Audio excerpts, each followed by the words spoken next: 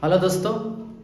तो आज के क्लास में हम लोग जो पिछले क्लास में सॉल्यूशन चैप्टर के शॉर्ट क्वेश्चंस किए हुए थे उसमें लगभग 12 question short board level question हम लोग किए थे, ठीक है ना। और 12 के बाद हम लोग क्वेश्चन नंबर 13 की तरफ मूव करेंगे सब्जेक्टिव क्वेश्चन के साथ। पिछले क्लास में हम लोग क्वेश्चन जो किए थे वह क्या था, क्वांथनांक में उन्नयन से आप क्या समझते हैं, उस चीज़ को डिस्कस किया गया था। और उसी क्वेश्चन के बाद ये वाला क्वेश्चन हिमांक के अवनमन से आप क्या समझते हैं, मतलब कि what do you mean by depression in freezing point. Depression in freezing point को छोड़ो हम डेल्टा टीएफ से सूचित करते हैं, डेल्टा टीएफ से सूचित करते हैं। तो ये क्या होते हैं, तो जरा ध्यान से सुनिएगा। जब हम लोग किसी प्योर सोल्वेंट के साथ नॉन वोलेटाइल सॉल्यूट मतलब अवाष्पशील सॉल्यूट को मिलाते हैं तो विलयन बनता है और विलयन में मॉलिक्यूल के बीच आकर्षण बढ़ता है और आकर्षण बढ़ने की वजह से सॉल्यूशन का फ्रीजिंग पॉइंट क्या हो जाता है, फ्रीजिंग पॉइंट क्या हो जाता है, घट जाता है, हिमांक में कमी पाया जाता है। इसी घटना को क्या कहा जाता है बाबू, हिमांक में अवनमन या हिमांक के अवनमन कहते हैं। एक बार फिर समझिएगा, जब किसी प्योर सॉल्वेंट में नॉन वोलेटाइल सॉल्यूट मिलाया जाता है तो प्राप्त विलयन में अणुओं के बीच आकर्षण बल बढ़ जाता है। आकर्षण बढ़ने के कारण उसका फ्रीजिंग पॉइंट लो हो जाता है, कम हो जाता है। फ्रीजिंग पॉइंट कम हो जाने की घटना को ही क्या कहा जाता है, हिमांक के अवनमन या हिमांक में अवनमन कहा जाता है। लेकिन आकर्षण बढ़ने की वजह से बॉइलिंग पॉइंट बढ़ जाता है, फ्रीजिंग पॉइंट घट जाता है, यही ना है।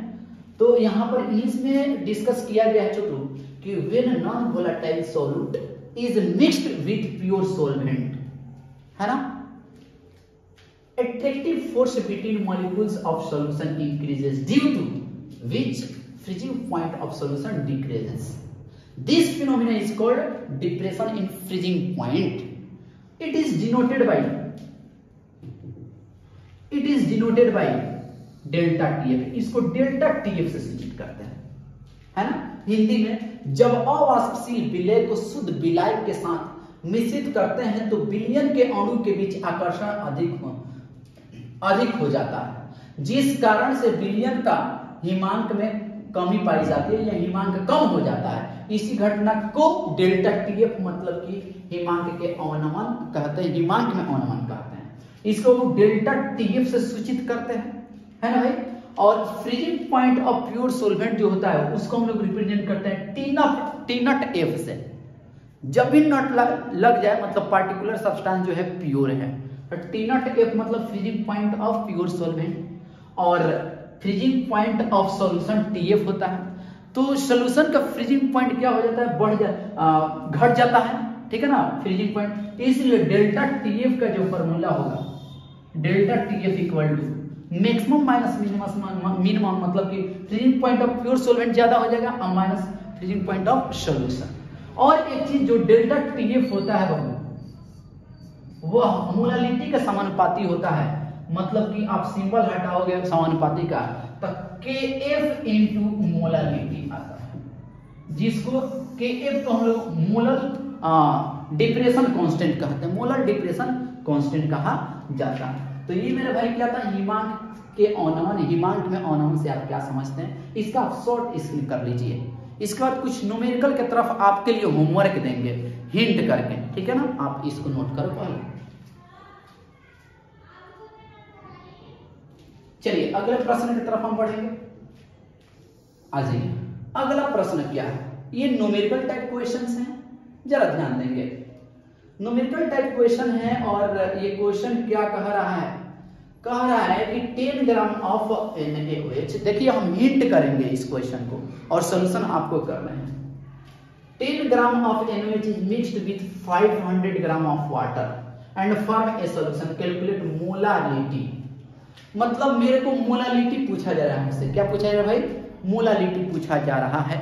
और बेसिकली हम लोग को पता है कि जो मोलालिटी का फॉर्मूला होता है Chhotu, number of mole of solute होता है बटा वेट ऑफ सॉल्वेंट। और ये चीज किस में होती है भाई, केजी में होती है ना। यही ना फॉर्मूला अपने पास मोलालिटी का। तो तो इसमें जो डाटा गिवन है उसको लिख लेंगे। 10 ग्राम यहाँ पर NaOH को 500 ग्राम जल में डाला जा रहा है, मतलब जो वेट ऑफ NaOH है, वेट ऑफ जो NaOH है सॉल्यूट है, ये क्या है, ये सॉल्यूट है, और इनकी जो अमाउंट गिवन है वह अमाउंट 10 ग्राम है सर। और इस जल की मात्रा जो है, ये जल की अमाउंट जो है, जो सोलवेंट है वह कितना है सर, ये 500 ग्राम गिवन है, जो कि तुमको कह दे तो ये क्या है, सोलवेंट है। इसको अगर केजी में चेंज किया जाए तो 0.5 केजी हो जाएगा, क्योंकि फार्मूला हमें ये चाहिए। अब number of mole of solute चाहिए, तो इससे आप आसानी से इसका मोल निकाल सकते हो सॉल्यूट का, और सॉल्यूट का मोल निकालते कैसे है, दिया गया द्रव्यमान 10 और बटा फार्मूला वेट NaOH का आपको पता है कि 40 होता है। बस सिंपल आपको इसमें रख के बना लेने हैं। Put the value get the result, मतलब मोलालिटी निकालना होगा तुम्हें। तो number of mole of solute कितना आ गया है सर, 10/40 रख देंगे, और वेट ऑफ सोलवेंट आप ग्राम में लो तो फिर 1000 से ऊपर गुणा माने नीचे भाग दोगे, तो मतलब 0.5 केजी में ही रख दो। बस इसका सिंपल कैलकुलेशन आपको कर लेना है, ये आपका जिम्मेदारी है। चलिए अगले प्रश्न की तरफ हम बढ़ेंगे। आ जाइए बात, अगला प्रश्न आपके सामने ये है मेरे दोस्त। अगला क्वेश्चन देखिए, एकदम सिंपल क्वेश्चन। देखो अगला क्वेश्चन क्या है कि when 10 gram of non volatile solute is dissolved in 100 gram benzene, मतलब सर 10 ग्राम नॉन वोलेटाइल सॉल्यूट है, मतलब non volatile solute weight of solute तुमको दिया है, कितना है सर, 10 ग्राम है, जो कि नॉन वोलेटाइल है, और यहां पर 100 ग्राम सोलवेंट के रूप में तुमको बेंजीन दिया है, बेंजीन दिया है, ध्यान रहे दोस्त, ये सोलवेंट के रूप में बेंजीन है, ठीक है ना, बेंजीन है, ये सोलवेंट के रूप में कितना है सर, सर 500 ग्राम है ना सर। और यहां पर क्वेश्चन में आपको कह रहा ना कि boiling point is range bye 1 degree Celsius, मतलब यहां पर तुमको डेल्टा टीवी का मान भी दिया है।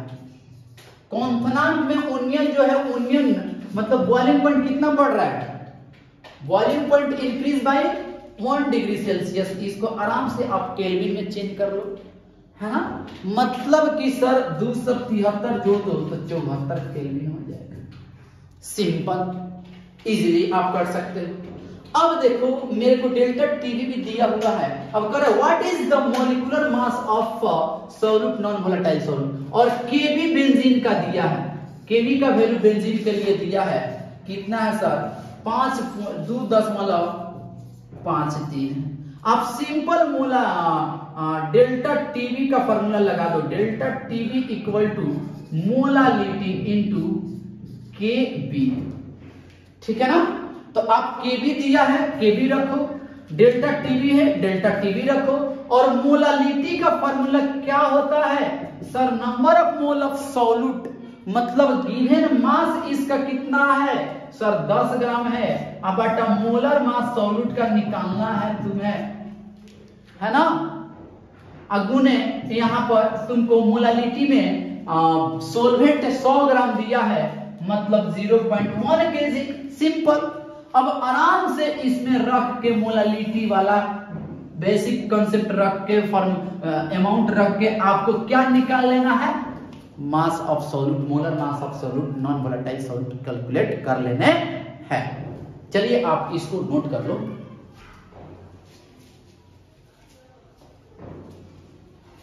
चलिए तो आप इसको कर लिए होंगे। अगला क्वेश्चन हम आपके तरफ चल रहे हैं, ध्यान दीजिएगा। अगला देखो क्वेश्चन क्या है, जरा ध्यान से। कह रहा है ना क्वेश्चन कि सर यहां पर आपसे पूछ रहा है ना कि डिफाइन ऑस्मोसिस, मतलब परासरण को परिभाषित करें, है ना, परासरण क्या है, ऑस्मोसिस क्या है। तो सबसे पहले हम आपको डायग्राम की तरफ शिफ्ट कराएंगे। ऑस्मोसिस क्या होता है, देखिए सर, मैं एक कंटेनर को सेपरेट कर दिया हूं एक पार्टीशन के माध्यम से। ये बहुत बड़ा कंटेनर हमने समझाने के लिए लिया है। एक कंटेनर में जो सॉल्यूशन लिया गया है लो कंसंट्रेशन वाला है, और एक में जो सॉल्यूशन लिया गया है हाई कंसंट्रेटेड सॉल्यूशन है, ठीक है ना। और ये जो बीच में आपको सेपरेशन दिख रहा है ये एसपीएम है, सेमी परमिएबल मेम्ब्रेन है, अर्ध परागम्य झिल्ली है। अर्ध परागम्य झिल्ली एक विशेष प्रकार की झिल्ली होती है जिनसे होकर के केवल सोल्वेंट के मॉलिक्यूल ही गमन करते हैं, सॉल्यूट के नहीं। तो उसको हम लोग क्या बोलते हैं भाई, एसपीएम बोलते हैं, सेमी परमिएबल मेम्ब्रेन बोला जाता है, ठीक है ना। ये नेचुरल भी हो सकता है और आर्टिफिशियल भी हो सकता है। ये क्लासेज में आपको बताया गया है कि एसपीएम क्या होता है। तो जब यहां पर लो कंसंट्रेटेड सॉल्यूशन से हाई कंसंट्रेटेड सॉल्यूशन की ओर सोल्वेंट पार्टिकल का गमन होता हो तो इसी प्रक्रिया को मेरे दोस्त क्या कहा जाता है, परासरण कहा जाता है, माने कि ऑस्मोसिस कहा जाता है, ठीक है ना। जब सोल्वेंट पार्टिकल का गमन एसपीएम से होकर लो कंसंट्रेटेड सॉल्यूशन से हाई कंसंट्रेटेड सॉल्यूशन की ओर होती है तो इसी प्रक्रिया को क्या कहा जाता है, ऑस्मोसिस माने कि परासरण कहा जाता है। लीजिए डेफिनेशन को देखते हैं, एक बार डेफिनेशन को देखते हैं, जरा ध्यान देंगे। जब शुद्ध विलायक तथा विलयन या निम्न सांद्रित विलयन तथा उच्च सांद्रित विलयन को अर्ध परगम्य झिल्ली मतलब एसपीएम से अलग करते हैं तब विलायक के अणु एसपीएम से होकर शुद्ध विलायक से विलयन या निम्न सांद्रित विलयन से उच्च सांद्रित विलयन की ओर प्रवाहित होने लगती हैं। इसी घटना को क्या कहा जाता है, परासरण कहा जाता है। एकदम सिंपल सा डेफिनेशन है, आप इसका इंग्लिश में देख लीजिए। डेफिनेशन क्या है भाई मेरे, when pure solvent and solution or low concentrated, ऐसे बोल सकते हो, solution and high concentrated solution are separated by SPM, semi permeable membrane, then solvent molecules start flowing या flow through SPM from pure solvent to solution, या बोल सकते हो low concentrated solution to high concentrated solution. This phenomena is called osmosis, ठीक है ना। तो आप इसका शॉर्ट स्क्रीन ले लो, आप इसका आराम से शॉर्ट स्क्रीन लीजिए, हाँ ले लीजिए आराम से। चलो इसका हिंदी वाले विद्यार्थी इसको शॉर्ट स्क्रीन कर लो, है ना, शॉर्ट स्क्रीन लेना है, स्क्रीन शॉर्ट स्क्रीन, ठीक है। चलो ये डायग्राम भी ले लो, ला फिगर, ऑस्मोसिस का फिगर, ठीक है ना। आ जाइए यहाँ पर अगला क्वेश्चन। अगला क्वेश्चन है osmotic pressure. What is osmotic pressure, osmotic pressure क्या है कि नहीं। तो एक क्वेश्चन क्या है,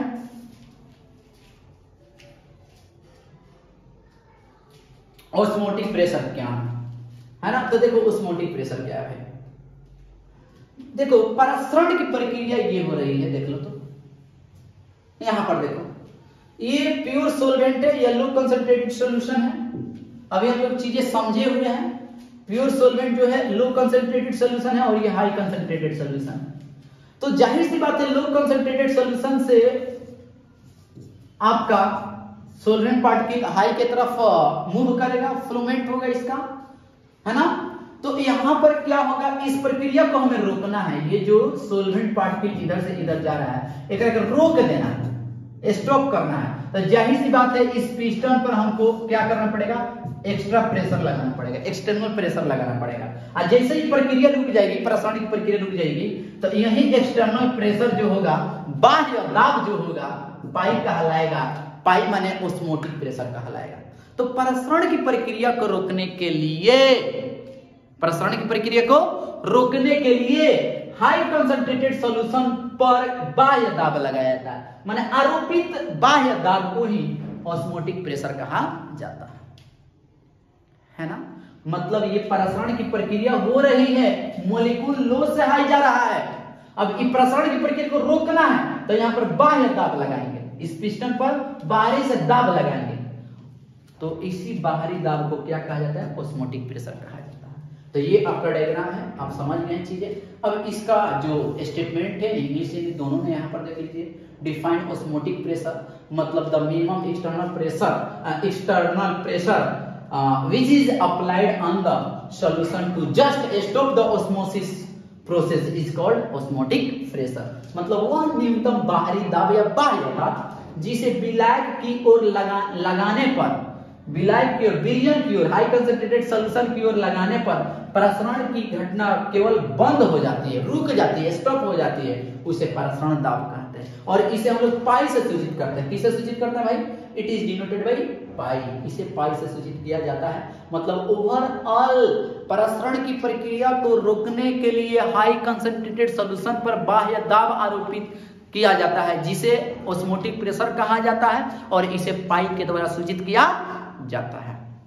ठीक है, तो ये आप शॉर्ट स्क्रीन कर लो भाई, और फिर इसके बाद आप डायग्राम भी शॉर्ट स्क्रीन कर लीजिए। लो,